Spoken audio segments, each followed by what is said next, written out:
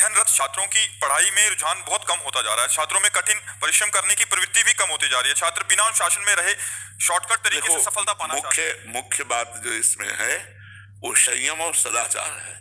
ब्रह्मचर्य का पालन करते हैं और संयम युक्त जीवन व्यतीत करते हैं तो हमारी स्मृति प्रवीण होती है और हमारी कार्यों में रति होती है और अनुशासन शीलता अंदर हमारे बढ़ती है। अब विद्या विनयम ददाती, विद्या विनय संपन्न बनाती है।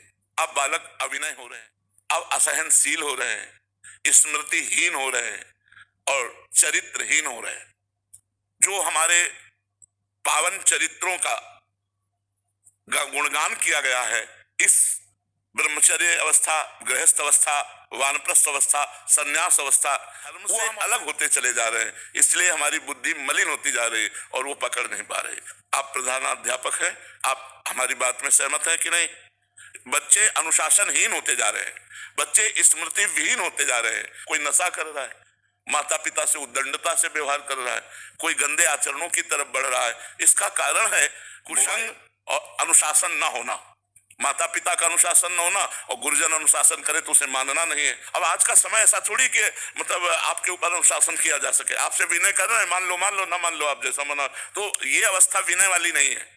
जो बाल्यावस्था से यौवन अवस्था तक है ये विनय वाली नहीं, अनुशासन वाली है। इसमें अनुशासन अगर नहीं मानोगे आप तो न माता पिता का अनुशासन बच्चे मानने के लिए तैयार हैं, न गुरुजनों का अनुशासन मानने, अध्यापक का, टीचर का अनुशासन मानने के लिए तैयार है। तो अब फिर मनमानी आचरण तो मोबाइल सिखाएगा, मनमानी आचरण कुसंग वाले बच्चे सिखाएंगे और अगर हम कुसंग में फंस गए, हमारे चरित्र बिगड़ गए तो हमारी स्मृति बिगड़ गई, हमारा सब जो उन्नति के लक्षण है वो सब बिगड़ जाएंगे। तो इस दिन से जुड़े आधुनिक पढ़ाई सफल नहीं हो सकती। आधुनिक पढ़ाई के साथ साथ आध्यात्मिक शिक्षा अनिवार्य है।